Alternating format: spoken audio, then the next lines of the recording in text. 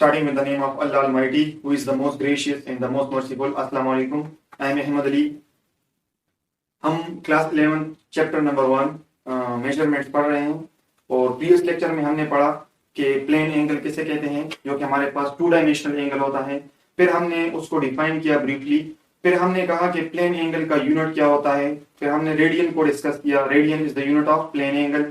फिर हमने कहा कि एक कंप्लीट सर्कल में कितने रेडियंस होंगे। फिर हमने ये जानने की कोशिश की कि 1 रेडियन में कितने डिग्रीज होते हैं। तो आज हम पढ़ेंगे इसके बाद एक दूसरा एंगल जिसको कहते हैं स्टेरेडियन। लेकिन स्टेरेडियन को डिस्कस करने से पहले एक टॉपिक जो कि छोटा सा टॉपिक है उसको हम डिस्कस करेंगे और वो है पाई। तो पाई किसे कहते हैं, सबसे पहले उसको डिफाइन करते हैं कि pi it is the ratio of the circumference of the circle to the diameter of the circle. For example ये मेरे पास एक सर्कल है और इसका जो पूरा पैरामीटर है इसको हम सर्कमफेरेंस कहते हैं। For example circumference of the circle of radius r is equal to 2 pi r। और अगर ये इस पूरे सर्कल का डायमीटर है d, तो इसका जब रेडियस होगा, जो रेडियस होगा वो r होगा, तो diameter is equal to 2 times of radius. तो मैंने पाई को इस तरह लिखा है कि pi is equal to circumference divide by diameter. तो pi is equal to circumference of the circle is equal to 2 pi r divide by diameter. तो 2 पाई r को मैंने d की जगह 2 पाई r पुट किया है, तो 2r cancels out and it gives pi which is equal to the value of pi is equal to 3.14 something। और इस पाई को हम कहते हैं pi is called the constant of the circle और द सर्कल कांस्टेंट। तो ये एक छोटा सा टॉपिक है पाई। पाई को समझना इंपॉर्टेंट है क्योंकि हम इसको बार बार यूज करते हैं। हम कहते हैं volume of sphere is 4/3 pi r cube. इसी तरह हम कहते हैं कि area of the solid sphere is 4 pi r square. बहुत सी जगहों पे हम इसको यूज करते हैं। तो डेट्स वाई इसको डिस्कस करना, पाई को समझना कि व्हाट इज पाई, तो इसलिए इसको हमने डिस्कस किया। इसके बाद हम डिस्कस करेंगे स्टेरेडियन के व्हाट इज स्टेरेडियन, और उससे पहले हम डिस्कस करेंगे सॉलिड एंगल। फिर हम उसके यूनिट को डिस्कस करेंगे। तो अब हम डिस्कस करेंगे सॉलिड एंगल को।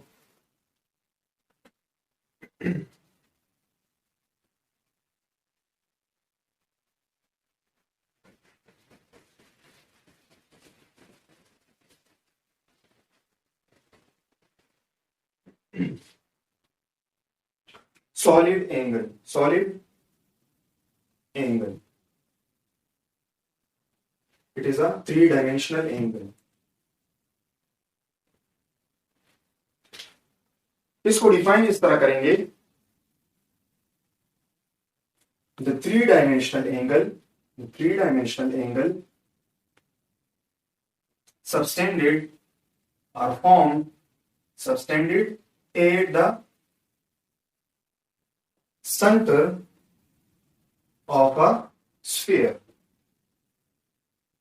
Sphere is also 3-dimensional, so that's why this angle is known as 3-dimensional angle। So the solid angle is the 3-dimensional angle subtended at the center of a sphere। It means that if I have a 3-dimensional object, sphere is a 3-dimensional shape।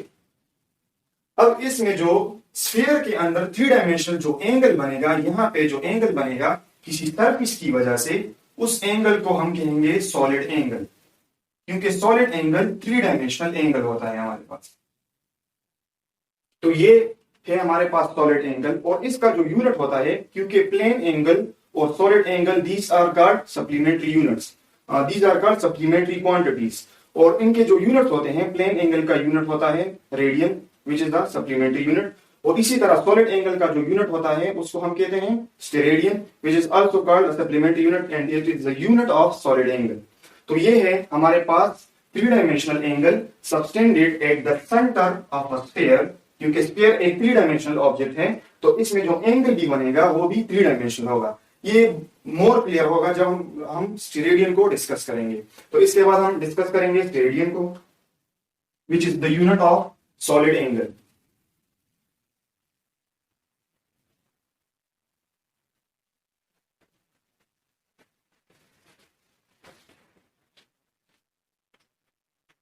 Steradian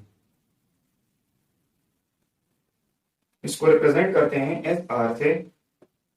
सबसे पहले steradian, it is the unit of, it is the supplementary unit, and it is the unit of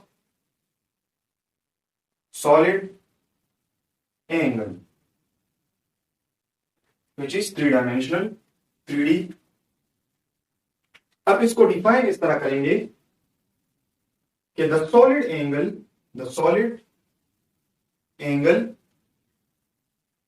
which is 3D, subtended means formed at the center of a sphere, by an area of its surface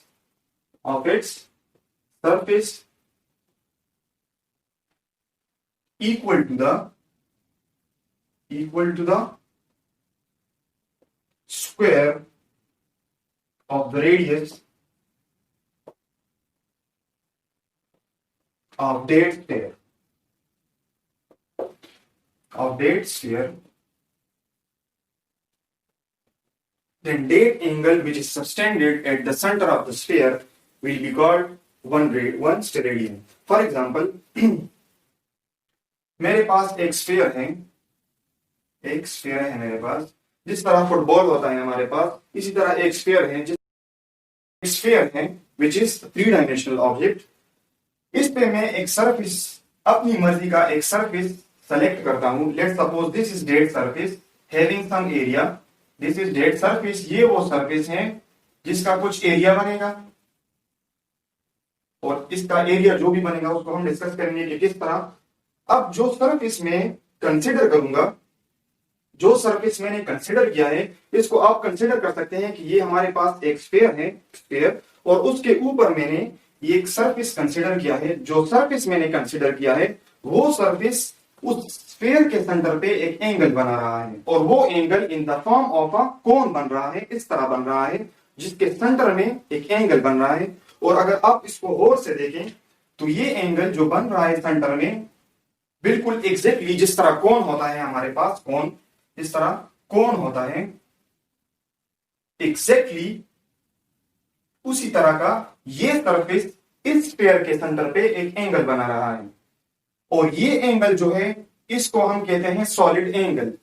अब ये angle जो surface, फिर दोबारा से अगर मैं किसी sphere पे एक सरफेस सेलेक्ट करूं, ये सरफेस मैंने सेलेक्ट किया है अपनी मर्जी का, और ये स्फीयर, ये सरफेस जो मैंने सेलेक्ट किया है, इस स्फीयर के सेंटर पे एक एंगल बना रहा है जिसको हम कहते हैं थीटा. क्योंकि ये सरफेस इस स्फीयर पे जो एंगल बना रहा है वो 3-डायमेंशनल है, क्योंकि ये स्फीयर के जो सेंटर है उस पे बन रहा है. यानी जिस तरह ये कोन है, एग्जैक्टली ये एक कोन बन रहा है, और इसका जो सरफेस है वो इस सेंटर पे एक एंगल बना रहा है जिसको हम कहते हैं सॉलिड एंगल. अब ये एंगल जो बन रहा है इस सेंटर पे, ये 1 स्टेरेडियन कब होगा? ये 1 स्टेरेडियन कब होगा?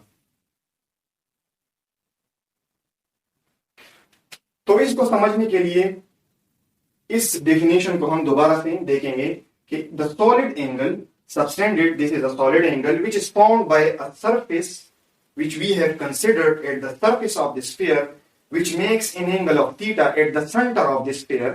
जो सरफेस हमने सेलेक्ट किया है वो सरफेस इस स्फीयर के सेंटर पे जो एंगल बना रहा है, which is 3-dimensional एंगल, उसको हम कहते हैं सॉलिड एंगल. लेकिन ये सॉलिड एंगल का यूनिट जो है वो स्टेरेडियन है. तो ये एंगल 1 स्टेरेडियन कब होगा? तो ये एंगल 1 स्टेरेडियन तब होगा जो एरिया हमने सेलेक्ट किया है, surface by an area of its surface, इस सरफेस का जो एरिया है, अगर ये इस स्फीयर के रेडियस, क्योंकि ये इस स्फीयर का रेडियस है, ये इस स्फीयर का रेडियस है पूरा, अगर ये सरफेस एरिया इस स्फीयर के रेडियस के स्क्वायर के बराबर होगा, अगर ये सरफेस एरिया इस स्फीयर के रेडियस के स्क्वायर के बराबर होगा, तो फिर हम कह सकते हैं कि ये जो एंगल बनेगा ये 1 स्टेरेडियन होगा. तो सॉलिड एंगल जो होता है, सॉलिड एंगल, इसको मैं x से लिखूंगा, और ये इक्वल होता है area of the surface which we have selected. जो एरिया हमने अपनी मर्जी का सेलेक्ट किया है, और जो एरिया एंगल बना रहा है उस स्फीयर के सेंटर पे, जो एरिया हमने सेलेक्ट किया है और जो उस स्फीयर के सेंटर पे एंगल बना रहा है, तो वो area of that surface divided by the square of the radius of that complete solid sphere, or the solid angle is measured in spheradians SR. अब जो इसका जो एरिया होगा वो इसके स्क्वायर के बराबर होगा। तो जब इसके स्क्वायर के बराबर होगा और सॉलिड एंगल भी इसी के बराबर होगा, area of this surface divided by radius square, जो कि उस स्फीयर का रेडियस बन रहा है। तो अगर मैं इस सरफेस का एरिया इसके स्क्वायर के इक्वल लूं तो ये इस तरह बनेगा, S इज इक्वल टू, तो ये जो एरिया बनेगा, ये वाला जो एरिया बनेगा, ये होगा R स्क्वायर, क्योंकि ये जब इसके स्क्वायर के इक्वल होगा तो ये ऑलरेडी यहां पे स्क्वायर है, तो यहां मैं इसकी जगह लिखूंगा S is equal to R square by R square SR cancels out, and this implies that S is equal to 1 steradian. अब ये एक सरफेस को मैंने सेलेक्ट किया है और वो जो एंगल यहां पे बना रहा है, जो इस कंडीशन को सेटिस्फाई कर रहा है कि area of this surface is equal to the square of the radius of that sphere, then this angle will be 1 steradian. This angle will be 1 steradian. Now if I draw another surface with the same condition, and if it has the same area which I have previously considered, that is R square, अगर मैं किसी दूसरा surface consider करूं और वो भी इसी centre पे एक एंगल बना रहा है और इस कंडीशन को सेटिस्फाई कर रहा है कि इस सरफेस का जो एरिया है वो इस स्फीयर के रेडियस के स्क्वायर के बराबर होगा, तो फिर मैं इस एंगल को कहूंगा 1 steradian. तो इस तरह मैं बहुत सारे सरफेसेस बना सकता हूं और उन सरफेसेस को मैं, अगर उस सरफेस का एरिया इस स्फीयर के रेडियस के स्क्वायर के बराबर होगा तो मैं उस एंगल को कहूंगा 1 steradian. तो अब जो क्वेश्चन यहाँ पे अराइज होता है वो ये है कि कंप्लीट सॉलिड स्फीयर में कितने स्टेरेडियंस होने चाहिए।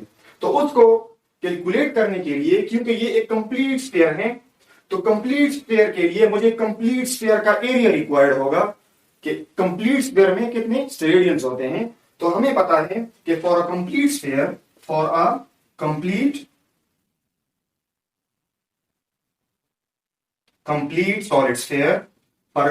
solid sphere, the area of the sphere is equal to 4 pi R square.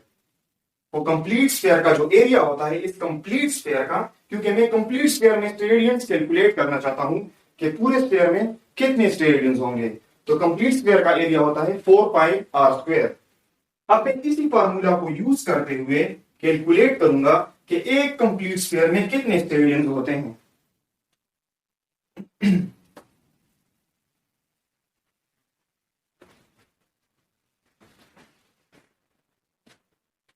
तो using this formula S is equal to area, तो area is 4 pi R square divided by the radius square, means the square of the radius of that sphere.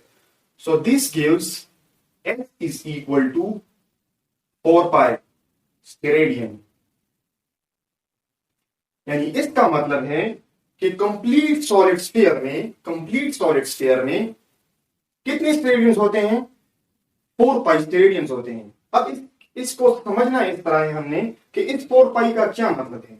अगर मैं इस 4 pi को जो कि equal है 4 into 3.14 something, 3.14, अगर मैं इसको कैलकुलेट करूं, this is approximately equal to 12.56। अब इस 12.56 स्टेरेडियंस, इसका क्या मतलब है? इस 12.56 का बहुत ही इंटरेस्टिंग मतलब है, और इसका क्योंकि इसमें जो 12 है, 12 it represents 12 complete cones, 12 complete cones of 1 steradian. यानी अगर मेरे पास एक कोई भी स्फीयर हो, किसी भी रेडियस का स्फीयर हो, कितना भी बड़ा स्फीयर हो, उसमें 12 कंप्लीट कोन्स ऐसे बनेंगे जो कि 1 स्टेरेडियन के होंगे। 12 कंप्लीट कोन्स होंगे जो कि इसी कंडीशन को सेटिस्फाई करेंगे। यानी इस पूरे स्फीयर में अगर ये छोटा स्फीयर हो, बड़ा स्फीयर हो, जितना भी उसका रेडियस हो, लेकिन उसमें जो इंटीरियर पे जो एंगल बनेगा, सॉलिड एंगल बनेगा for a complete sphere, that will be equal to 4 pi steradians. Then that 4 pi is equal to 12.567 something steradians. This 12 means, this 12 conceptually means that 12 complete cones will be 12 ऐसे cons निकलेंगे जो कि 1 steradian के होंगे, and 0.5 is approximately the half of 1, 1 का half है 0.5। तो इसका मतलब ये है कि 12 complete cones of same area and 1 cone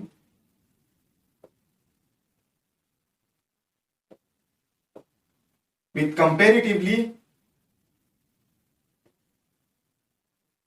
less or smaller area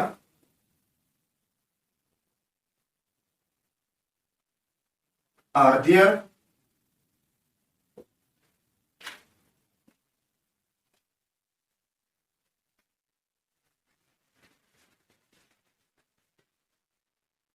although all have the same radius। क्योंकि अगर इसमें 12 कंप्लीट कोन्स जैसे लिखेंगे, 1 2 3 अप टू 12 ऐसे कंप्लीट कोन्स निकलेंगे जो कि 1 स्टेरेडियन के होंगे, और इसमें एक कोन ऐसा होगा जो कि उसका जो एरिया होगा वो इन सरफेस के एरिया से थोड़ा सा कम होगा, लेकिन उसका रेडियस एग्जैक्टली उन्हीं कोन्स के इक्वल होगा। तो ये है कंसेप्ट सॉलिड एंगल का कि पूरे स्फीयर में कितने स्टेरेडियंस होते हैं और सॉलिड एंगल किसे कहते हैं। और we ended up with that s is equal to 4 pi steradians in a complete sphere. अगर किसी को कोई मसला हो, और यहाँ पे क्योंकि ये कंपेरेटिवली रेडियस है, थोड़ा सा मुश्किल है इसको समझना, क्योंकि ये 3 डायमेंशन है और इसको हम बना नहीं सकते। 3 डायमेंशन ऑब्जेक्ट को बोर्ड पे हम बना नहीं सकते, ड्रॉ नहीं कर सकते। अगर आप इसको समझना चाहते हैं तो आप किसी भी 3 डायमेंशनल ऑब्जेक्ट पे किसी सरफेस को कंसिडर करें और उसको ऐसा विजुअलाइज करें कि जो सरफेस आपने कंसिडर किया है वो सरफेस उस स्फीयर के सेंटर पे एक एंगल बना रहा है, और वो एंगल हर साइड से बन रहा है। That angle is solid angle, that angle is a 3 dimensional angle. तो ये है पूरा स्टेरेडियन के बारे में, और इसके बाद हम स्टार्ट करेंगे इंशाल्लाह scientific notation. And if there is any problem, then let me know in the comments, and I will inshallah discuss in the next video.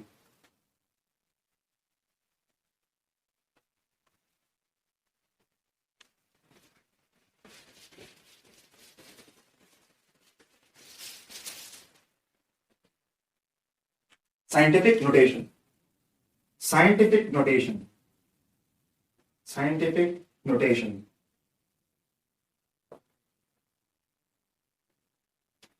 तो सबसे इंपॉर्टेंट चीज, जब भी हम किसी टॉपिक को एक्सप्लेन करते हैं तो सबसे पहले उसको डिफाइन करते हैं कि what is scientific notation.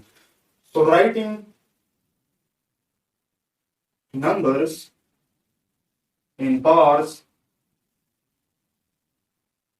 of 10, which is generally written as m into m cross m raised to the power p, where p represents the power. Writing numbers in powers of 10 is called scientific notation. Scientific notation. इसको हम क्यों use करते हैं, scientific notation को हम क्यों use करते हैं? यानी जिस तरह हमारे पास नंबर्स होते हैं, for example 12, let's suppose 12 5 0 0 0 0, and this is a very huge number, it's a very large number. तो इसको हम क्यों यूज करते हैं? क्योंकि इस फॉर्मेट में लिखे होते हैं नंबर्स, उसको हम कहते हैं स्टैंडर्ड फॉर्म। स्टैंडर्ड फॉर्म, और जिसमें हमें ये 10 raise to the power, some power नजर आ जाए, 10 रेज टू द पावर, तो उसको हम कहते हैं साइंटिफिक नोटेशन। अब इसको यूज क्यों करते हैं हम? तो इसका एक रीजन है हमारे पास, क्योंकि it is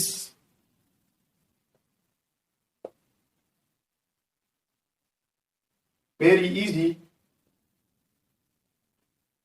for us to represent very large numbers,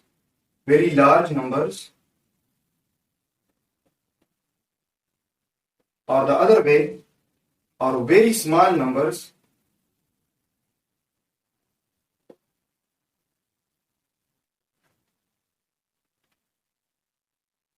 हाँ, तो ये है वो रीजन कि it is very easy for us to represent very large numbers और very small numbers in a different way, that is called as in a different way, in easy way, जिसको हम कहते हैं scientific, in a different way called scientific notation.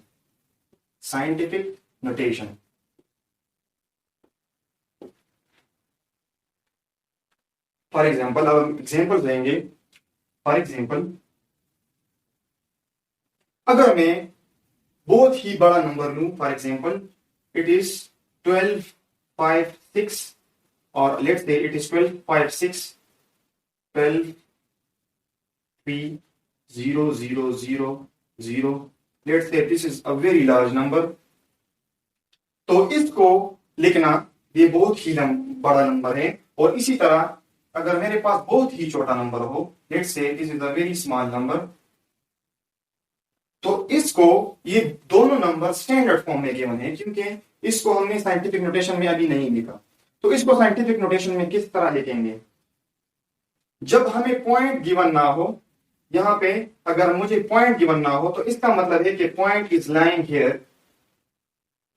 अब इसको standard form से scientific notation में लिखने का मेथड ये है कि मुझे इस पॉइंट को फर्स्ट नॉन जीरो डिजिट के बाद लाना होगा.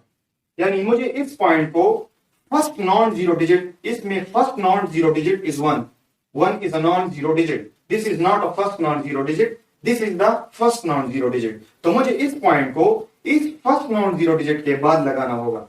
तो उसको लगाने का मेथड ये है कि मुझे ये सारे प्लेसेस काउंट करने होंगे. For example, point is here, सो 1 2 3 4 5 6 7 8 9 10. तो जब 10 तक मैं काउंट करूंगा तो पॉइंट यहां तक पहुंच जाएगा. तो मैं इसको इस स्टैंडर्ड फॉर्म से साइंटिफिक फॉर्म में इस तरह लिख सकता हूं कि 1.23 into 10 raise to the power, जितने प्लेसेस हमने काउंट किए हैं 1 2 3 4 5 6 7 8 9 10, तो उसको हम 10 लिखेंगे. अब यहां एक चीज आपको समझनी है आपको कि जब हम यहां से पॉइंट को लाते हैं फ्रॉम राइट टू लेफ्ट, जब हम डेसिमल पॉइंट को राइट से लेफ्ट की तरफ लाते हैं तो that is taken is positive. जो पावर होगा उसको हम प्लस लिखेंगे, +10. This is known as the scientific notation of this standard number. Similarly this is a very small number, तो रूल वही होगा कि जो डेसिमल पॉइंट होगा उसको हम फर्स्ट नॉन जीरो डिजिट से पहले ले लेंगे. तो इसमें अब first non zero digit is not this one, first non zero digit is 5. अब इसी डेसिमल प्लेस को लाने का तरीका ये है कि मुझे इसको 5 के बाद लिखना होगा. की तरफ जाते हैं, लेफ्ट से राइट की तरफ जाते हैं, तो इसको हम जो पावर होगा उसको हम नेगेटिव लेते हैं. तो इट इज -9. तो इस स्टैंडर्ड फॉर्म को साइंटिफिक नोटेशन में लिखने का तरीका ये है कि हम पॉइंट को फर्स्ट नॉन जीरो डिजिट की तरफ ले जाते हैं. तो जब हम लेफ्ट से राइट की तरफ जाते हैं, so the power is taken is negative. और जब हम राइट से लेफ्ट की तरफ आते हैं, then the power is taken is positive. So this is very important in writing very large numbers or very small numbers in scientific notation. That's why we use scientific notation